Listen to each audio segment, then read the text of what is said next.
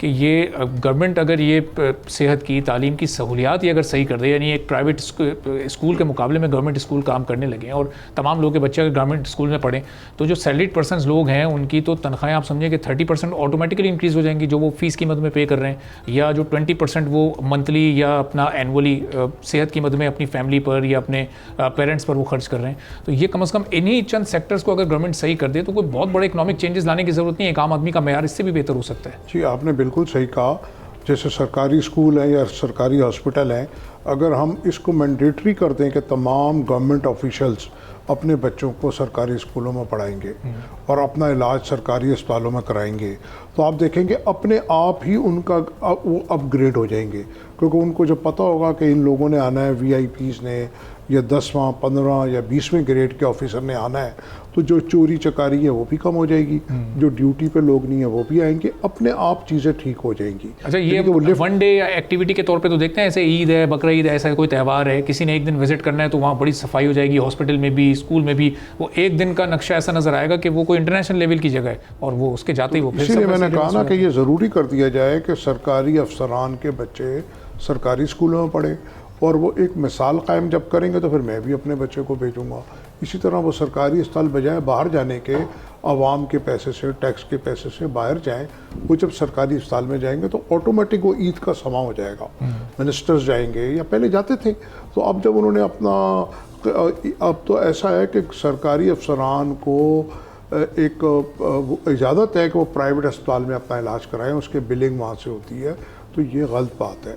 अगर इस तरफ आ जाएंगे तो बहुत बेहतरी आ जाएगी। जैसे आपने कहा कि 30% 40% तो उसकी तनख्वाह अपने आप इंक्रीज हो जाएगी, और ये जो एक माफियाज हैं प्राइवेट हॉस्पिटल्स के या प्राइवेट स्कूल्स के, वो भी अपने आप कंट्रोल हो जाएंगे, क्योंकि ये भी अब बिजनेस की शक्ल इख्तियार कर चुके हैं ना। बहुत बड़ा बिजनेस की शक्ल है। अभी हमने देखा कि जो सेहत कार्ड हुआ उसका मिसयूज़ हुआ और बिलियंस रुपीज़ के KPK में और पंजाब में ओवर बिलिंग हुई। तो वो इसीलिए बात यह है कि कुछ चेक एंड बैलेंस नहीं है, जब मियाँ साहब ने वैसे कहा मैकेनिज़्म नहीं है। मैकेनिज़्म मौजूद है, विल नहीं है।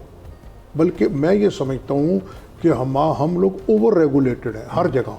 जैसे हम कारोबार कर रहे हैं, फैक्ट्री चला रहे हैं, तो 30 35 40 महकमे आते हैं। ओवर रेगुलेशन है ना। फॉरेन एक्सचेंज का हम काम करते हैं, वो भी ओवर रेगुलेटेड है। कहीं आप चले जाएं, आप अपना घर बनाएं तो 50 महकमे आ जाएंगे।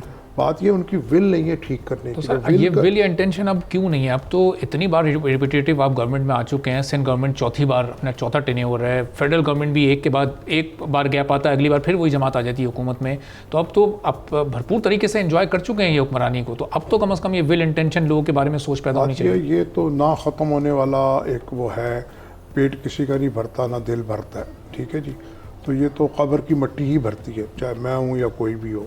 तो अब इस तरह का मैकेनिज़्म हमारे हो गया है कि कोई आम आदमी ना इलेक्शन में आ सकता है ना सियासत में आ सकता है जब तक कम से कम वो 50 करोड़ रुपए प्रोविंशियल असम्बली के या नेशनल असम्बली के ना खर्चे। और अब तो ये एक ओपन सीक्रेट है कि अगर आपको सेनेटर बनना है तो वो भी 80 करोड़ 100 करोड़ चाहिए। तो इनका तो पेट नहीं भरेगा, ये तो आवाम ही भरेगी इनका पेट। अगर जब तक के मुझे डर है खुदा ना करे कि लॉ एंड ऑर्डर की सिचुएशन ना पैदा हो जाए, लोग सड़कों पे ना निकल आएँ, क्योंकि इस वक्त लोग अपने जिस्म और रूह का रिश्ता रखना लोगों का माहौल है। ख़ास तौर पे जो हमारे यहाँ जो बिल्स आ रहे हैं यूटिलिटीज़ के, अभी जो हमने IMF का प्रोग्राम किया है उसमें हमने 250% गैस के रेट बढ़ाए, 100% इलेक्ट्रिसिटी के बढ़ाए, और 1% हमने सेल टैक्स बढ़ाया है। ऑटोमोबाइल पे तकरीबन 6-7% टैक्स, सेल टैक्स बढ़ाया है। अब हम नए प्रोग्राम में जा रहे हैं। गो के IMF का प्रोग्राम लेना हमारे लिए नागज़ीर है, उसके बगैर हमारे पास कोई चारा नहीं है।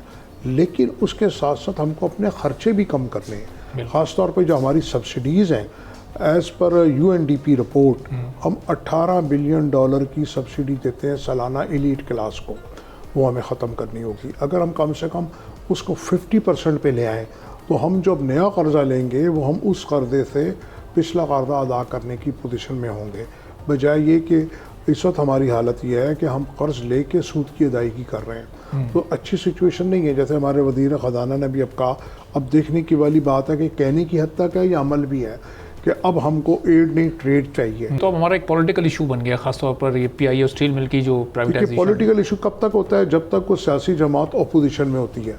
जब तो अपोजिशन में होती है तो कहती है प्राइवेटाइजेशन नहीं होगा, जैसे ही वो गवर्नमेंट में आती है वो कहती है प्राइवेटाइजेशन होनी चाहिए। बिल्कुल। तो ये इतना ज़्यादा हमारे यहाँ तजाद है, को जो भी उसका अव्वल तो ज़्यादातर पार्टियों का मैनिफेस्टो ही कोई नहीं है अपनी की इकनॉमी के ऊपर, कोई उनके पास कोई रोड मैप नहीं है, प्लान नहीं है, और अगर है भी तो वो आते यू टर्न ले लेते हैं अपनी बात। एक प्लान सबका कॉमन है कि आईएमएफ के प्रोग्राम में हमें जाना है, वो हर पार्टी आती है और बस वो आने से पहले कह रही होती है हम नहीं जाएंगे, कशकोल तोड़ देंगे, और आने के बाद आप देखें। लेकिन मैं ये कहता हूँ कि जाना ज़रूरी है, उसके बगैर हमारा हल नहीं है हमारे पास, क्योंकि आईएमएफ जो है वो हमारा गेटवे है फाइनेंशियल एवेन्यू का। जब हम उससे करते हैं तो हमारी रेटिंग ठीक होती है, चाहे आपका ब्लूमबर्ग हो, आईएमएफ हो, कोई भी हो, वर्ल्ड बैंक हो, वो आपकी रेटिंग ठीक करते हैं। उसकी वजह से आपके पास फॉरेन इन्वेस्टमेंट आती है, और जो दीगर इंटरनेशनल जो मॉनिटरी एजेंसीज हैं वो आपको लोन दे पाती हैं। देखिए, लोन लेना कोई बुरी बात नहीं है, पूरी दुनिया लोन पे चलती है, लेकिन उसकी यूटिलाइजेशन देखनी है हमने कि उसकी यूटिलाइजेशन क्या इसके ऊपर है कि हमने अगर लोन लिया से कि 1 लाख रुपए का और वो हमने जाके खाना खा लिया 5 स्टार में, या हमने उस 1 लाख से अपने जो इंतहाई जो हमारी लिस्ट के ऊपर ज़रूरी काम है वो किए। क्या आवाम को पानी पीने का चाहिए, उसको गैस बिजली चाहिए, यानी जो हम लोन ले रहे हैं वो भी हम सही जगह पर नहीं लगा रहे कि उसको रिवर्स बैक करने के। प्राइवेटाइजेशन की बात नहीं, आईपीपीज हमारी इकोनॉमी का ब्लैक होल है। सही। ये एक दुनिया का वाहिद मुल्क है जिसने एक एग्रीमेंट ऐसा किया हुआ है कि कारखाना चले ना चले, बिजली पैदा हो ना हो, हमने उसका बिल देना है। और इधर बिजली के रेट बढ़ा रहे हैं तो चोरी तो बढ़ेगी, यह नहीं रुक सकती। आप बिजली के नर्ख कम करें, लोगों की फैक्ट्रियाँ चलें, कॉस्ट ऑफ डूइंग बिजनेस कम हो, ताकि हम लोग कहीं मार्केट में खड़े हो सकें। अभी क्या हो रहा है, मुझ समेत मैं यहाँ पे किसी को ओवर चार्ज कर रहा हूँ और दूसरी जगह मैं ओवर चार्ज हो रहा हूँ। बिल्कुल सही। तो यानी कि चाहे डॉक्टर के पास, चाहे एक सर्कल चल रहा है, एक सर्कल चल रहा है। सब्सक्राइब करें और बेल दबाएं ताकि कोई खबर रह न जाए।